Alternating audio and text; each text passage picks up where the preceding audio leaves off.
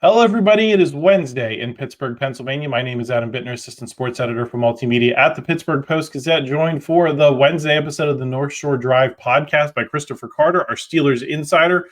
We're going to be talking about the Steelers offensive line. Broderick Jones struggling the other day. Some good things, some bad things from the rest of his teammates. What does that mean for the Steelers? How much can be fixed and how much is a real concern?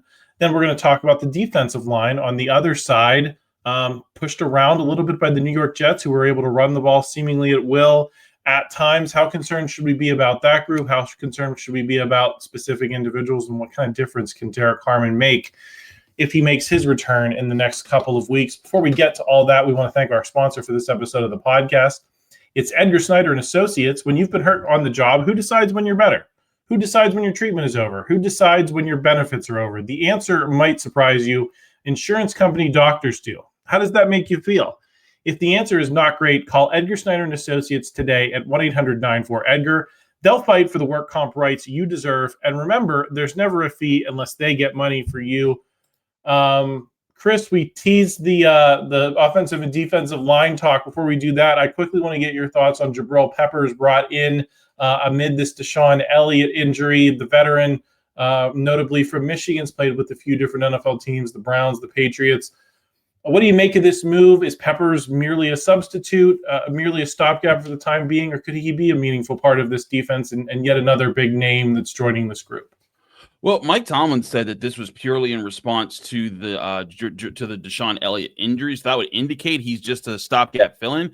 But in my opinion, Jabrill Peppers could be a long-term, and I mean long-term, I mean the rest of this season, answer at safety. Because I still think that the Steelers had a depth question at that position, where if Elliott went down, they were really down to Juan, Thornhill, and Chuck Clark as far as reliable guys that could play that position outside of, Jalen Ramsey flexing there on occasion.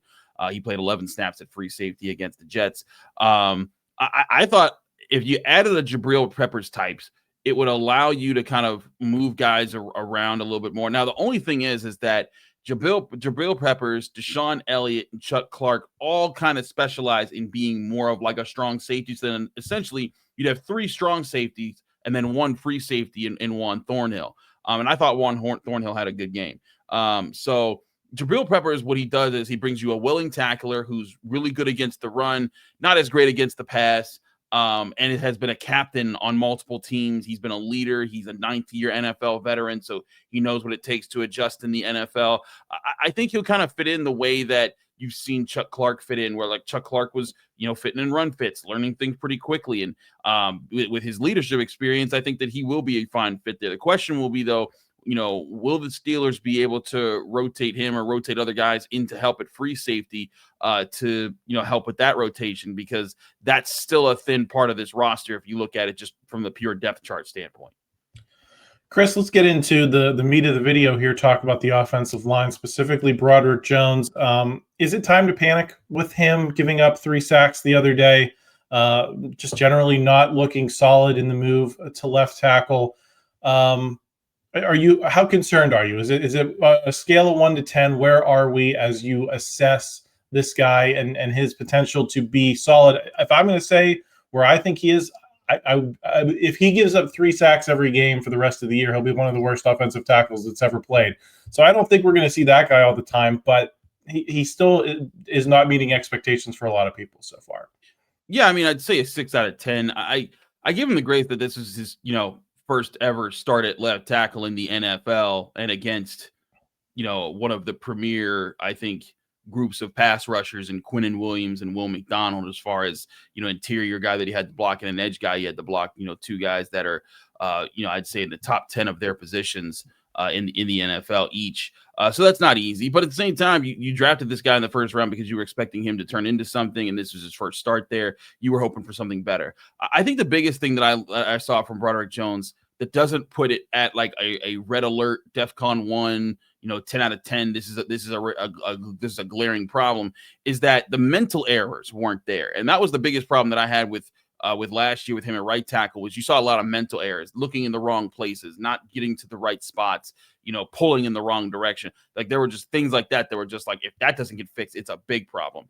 But I didn't see mental errors happening on Sunday because, in fact, he avoided, penalties and such. The biggest problem is he was just getting beat. The guys were just stronger at the point of attack. They were using their leverage better, and that's something he has to learn how to be better with. But I think it's also something he can learn to be better with.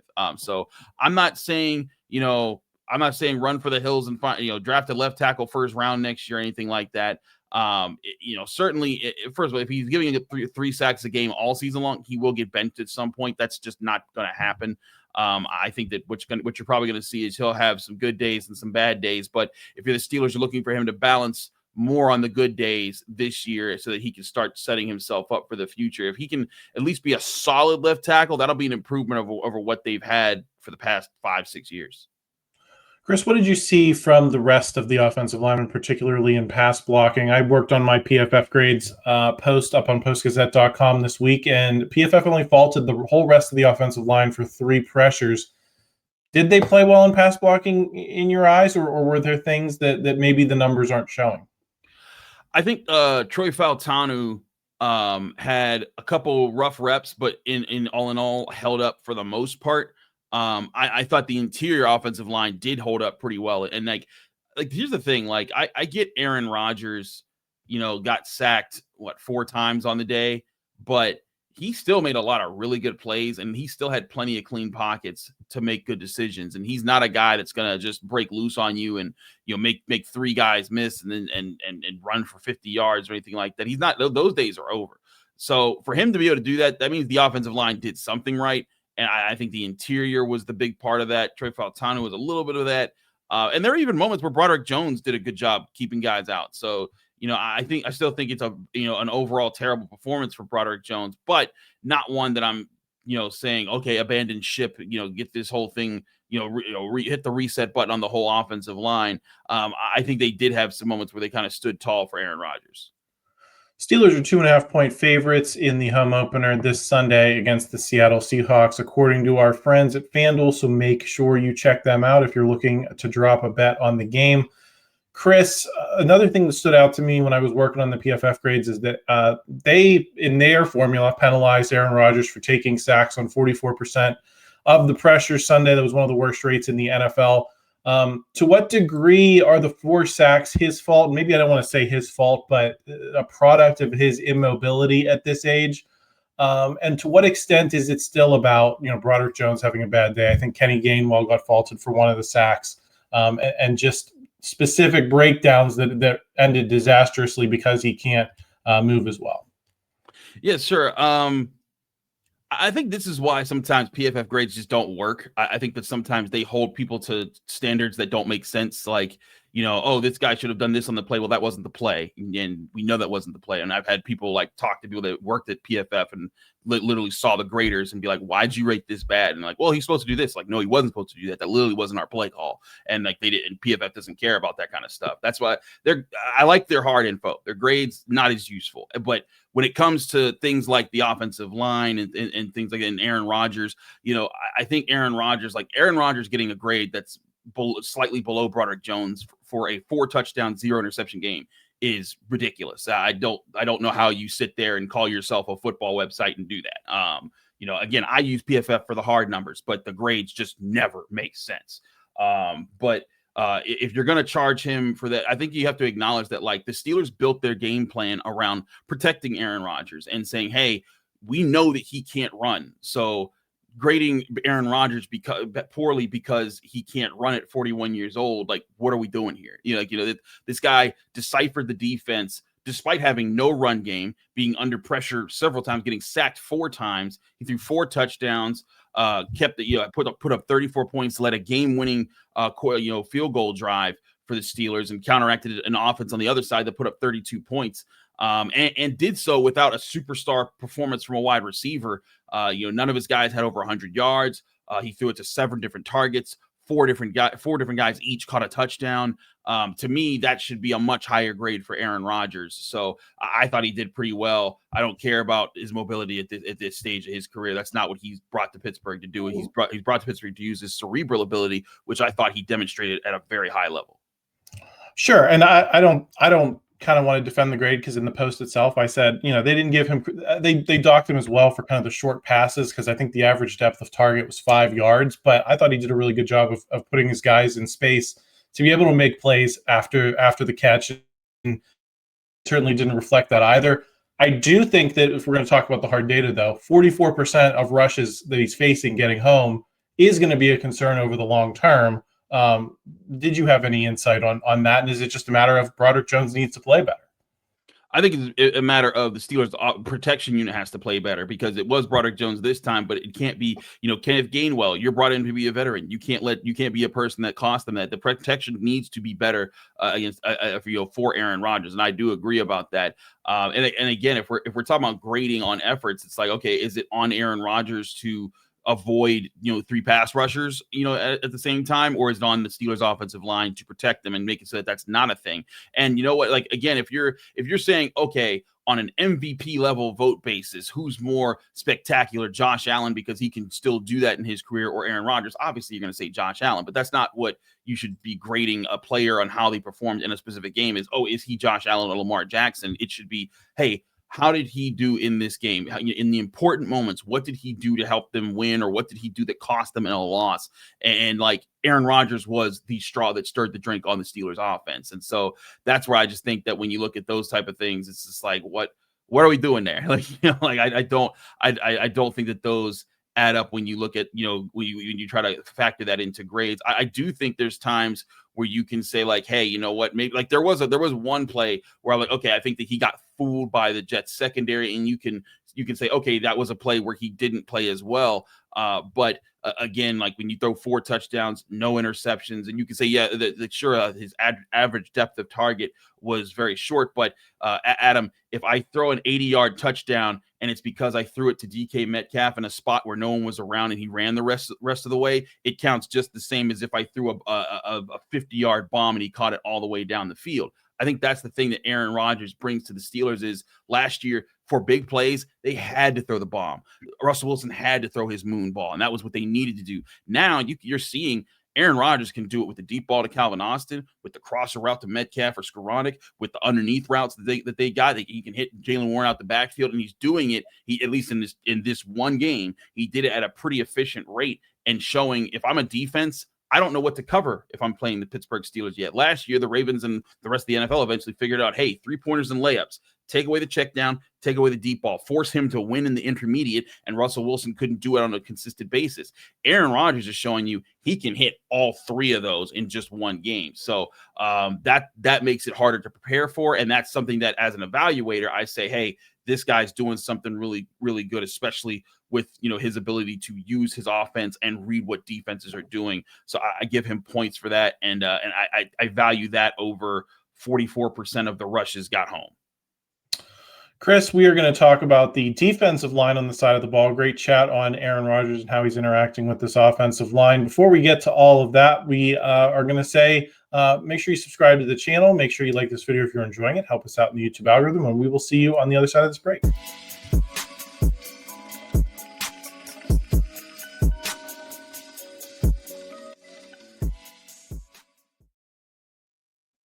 Back on the Wednesday North Shore Drive, I'm Adam Bittner. He's Christipher Carter. We're talking about the Steelers' defensive line today. Struggled against the run against the New York Jets. How do they fix this moving forward? How do Derrick Harmon, Cam Heyward, Keeanu Benton, their play, their injuries factor into all of that? Before we do, just want to thank our sponsor for this segment. It is Savinas Kane and Gallucci, Pittsburgh's mesothelioma and asbestos lawyers, standing up for victims of mesothelioma and asbestos cancers. With over 85 years of experience, they know how to uncover the truth. They have the experience you need, the commitment your family deserves. They've recovered millions for individuals affected by mesothelioma and other cancers due to asbestos exposure. Call them toll-free at 1-877-227-6558 or visit them online at sdklaw.com. Okay, Chris, I'm always willing. I'm a willing consumer of the propaganda about offensive lines and how they need time to gel, and it's over the course of the season and everything can get better, and there's chemistry that has to be built between guys. And I eat it up. I love that stuff. With defensive lines, I don't know that I believe the same things. I don't know if they've got the same types of guys in media in the world to say, hey, give these guys a little more time to come together, give them time to to gel as a unit and as a group. So when I see them get pushed around like they did Sunday against the New York Jets, I'm saying that seems bad, especially when you consider the way they lost to the Ravens in Baltimore in that playoff game. So where am I wrong? Where am I right there? Is this a 10 alarm fire because they were pushed around so badly? Or do you have hope that with the guys they have in that locker room, they're going to be able to figure this out? Not a 10 alarm fire, but it certainly peaks itself into the range of being something that needs to get fixed quickly, and something that they need to figure out now. Because you look at what the Jets did; they did the thing that a lot of what the Ravens did. They double teamed the Steelers' interior defensive linemen. They got to the second level. That opened up a lot of holes, and then the Steelers started jumping outside of their gaps. I'm currently breaking this down in a film story that should be up soon for the Pittsburgh Post-Gazette. As far as like just breaking down what exactly went wrong in the schematics there for the Steelers, but also just in the straight up matchups. You got to be stronger. You drafted young guys that you wanted to be strong physical forces in the middle of the defense. And like Keeanu Benton, a guy in his third year, it's supposed to be a big year for him. He got pushed around. He had a terrible game, in my opinion. I thought he was one of the worst players on the field Sunday for the Steelers, as he was getting double teamed, pushed out of the hole too often, pancaked. He needed to be stronger at the point of attack. And I think he can be. And I asked Mike Tomlin about that. I think the biggest thing for the Steelers is they may need to figure out some different switch setups if these guys can't rebound. Now, I will say this. I have seen plenty of times in my life, not just with the Steelers, but across the NFL, guys, including defensive linemen, come out flat in week one and then rebound really strong in week two and then kind of reset things. Like I go back to one thing I talk about, like, the Steelers of the 70s and 75. They came out, I think it was either their home opener or their first away game or whatever, and they play the Bills, and O.J. Simpson just runs over them for like 200 yards or something ridiculous. And they were like, okay, that happened. We can't let that happen again. And everyone, my dad would tell me at the time, everyone's like, oh, was it a 1 year fluke? Because at that point they had just won one Super Bowl. Turned out, no, they were still the steel curtain defense. Now this group is far from a steel curtain defense, but I do think that there's a lot of potential in this group. And when I asked Mike Tomlin about what they can do, expect to be different and how they can improve upon this. He talked about, hey, there's an expectation from week 1 to week 2, and talking about that with Keeanu Benton. He's like, where he said they're not planning on moving him around. I do think, Adam, there should be a question on their part. Is he the best suited nose tackle for the Steelers defense? Because I always thought he was more of a 3-tech kind of guy, a guy you wanted to line up in B gap between the guard and the tackle, kind of like how you've had Cam Heyward do a lot, kind of like how you've had Isaiah Loudermilk do a lot, kind of like how you eventually want Derrick Harmon to do a lot. And I thought, if you want to nose, put either Cam Heyward there or put Y.A. Black there or Dan Aquale, but let Keeanu Benton be more, I think, in a role that I think suits him. But I'm not the coaches. I don't see this guy every day. I don't get to see the things that they see. Maybe there's something they do say like, hey, if he gets this one thing, he can be a really good nose tackle for us and set up a lot of problems for other teams. That's something that I still have to see from Keeanu Benton. But I think it's something that the Steelers, I think, are banking on. If it doesn't come around, it will be a big problem this year. They will need to switch some serious things up. Chris, how much can Derrick Harmon help this situation? I think it's kind of a high bar to expect for him to come in as a rookie on a defensive line and be like a game-changing force individually. But is there a possibility, just like you're talking about there, that maybe some guys are miscast with them out of the lineup and you can move Keeanu Benton here, or you can move Cam Heyward there if you have Derrick Harmon in the lineup? And how big could that difference be, even if Derrick Harmon's maybe not the guy the Steelers hope he will be in 2, 3, 4 years quite yet? Well, I don't think you can expect him to be a savior of any sort, but I do think that oftentimes people don't realize how every 10 people can do something right on a play. And if one person does something wrong in football, it ruins everything. And there were a few times that happened on Sunday for the Steelers. Like, for example, and it wasn't just this person, but in the opening run of the game, Cam Heyward actually holds down his block and his gap. He maintains his spot. He's got his inside shoulder free. He's ready to attack the ball if it comes to his gap. But Keeanu Benton gets double teamed, and he was taking on a double team, and he stood them up. His linemen weren't getting to the second level. Meanwhile, Keeanu Benton gets double teamed. Not only does one guy literally push him into Cam Heyward and just take out that whole spot, but the other guy chipped off of him from the double team to go get Patrick Queen, and those two things basically created a giant hole for Breece Hall to run through for 18 yards. That's one of the plays that I broke down in my film study.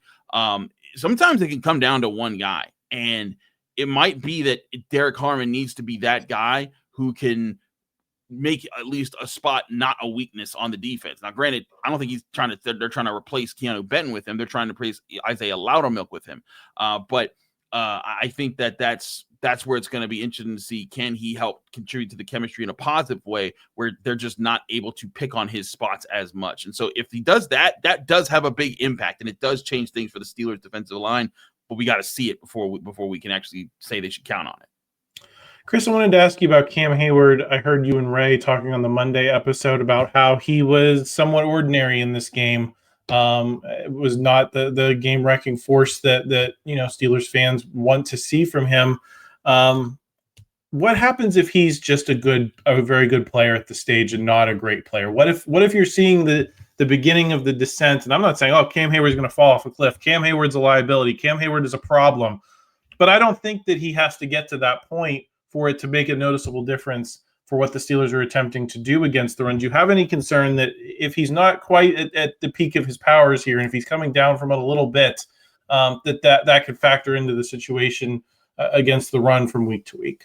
Well, what it would do is that it would require other people to stand up in his place, right? And like also someone, and not like literally at defensive line, but just as someone else has to be a playmaker on defense to make up for where he was limiting things. It would be an issue right now, yeah, because I don't see anyone doing that just yet. But I do think it's important to note that I don't think that Cam Heyward put in by himself had a bad game. He was part of a unit that had a bad game. But like when I often went back and looked at the all-22, it wasn't his gap that was the problem. It was everyone else's, and I think that was part of the issue. But to answer your question, if he's not like the first team All-Pro guy this year, I don't think that's a terrible thing. You think it'll be disappointing because you want to see that from him still at this level. But even if he's like a proficient defensive lineman, he still brings a lot to the table, and that could still disrupt a lot of offenses. So I don't think it would destroy their season, but it certainly would stink, and it would put more pressure on someone else to step into being the primary leader of this team. Well, and someone's going to have to do that eventually anyway, Chris. And I think that's part of what you're driving at, especially with Keeanu Benton, is you're supposed to be passing the torch at this stage. Yeah. He's in year 3. I remember on draft night, you and I were sitting there talking about it. I'm excited as kind of the next Cam Heyward for this defense. We haven't seen that from him yet. It's time. It's time to show what you've got, young fella. Chris, any final thoughts on either of the lines that we didn't get to this week? Just that I think that there is a settling down that needs to happen on both sides. The offensive line needs to gel, and that does take time. And to your point, you say you like that kind of stuff. It's very real, I've seen offensive lines look terrible to start seasons, and as the season goes along, they figure out their chemistry, and then all of a sudden they're an efficient unit that picks up blitzes and also sets up the run very well. I think that's possible, but it takes time, and I think there needs to be patient with it. On the defensive front, they just need to be stronger up front. And part of being stronger doesn't literally mean go lift some weights. It means, hey, recognize what's coming a little bit better so that you can get to the first step, so that you can be the group that sets the tone and controls the terms of engagements all throughout. If the Steelers find a way to do that, that'll be the key that fixes them, less so than trying to trade for someone or trying any other crazy remedies. Well, Chris, thank you so much for your time. Glad to join you this week. We will be back on Wednesday next week, so make sure you're subscribed to the channel. Chris, I think you're going to be back with Brian later in the week. I'll be here with Jason Mackey as well. And, of course, we have our Steelers post-game show after Steelers Seahawks at Acrisure Stadium on Sunday. That'll be me and Paul Zeiss. So, yeah, lots to sign up for. Please like this video if you enjoy it. Help us out in the YouTube algorithm. We always appreciate that, and we will talk to you again next time. Thank you for checking out this content from Post-Gazette Sports. If you watch this video on YouTube, please like the video and subscribe to our channel. For all of the sports coverage the Post-Gazette has to offer, visit post-gazette.com.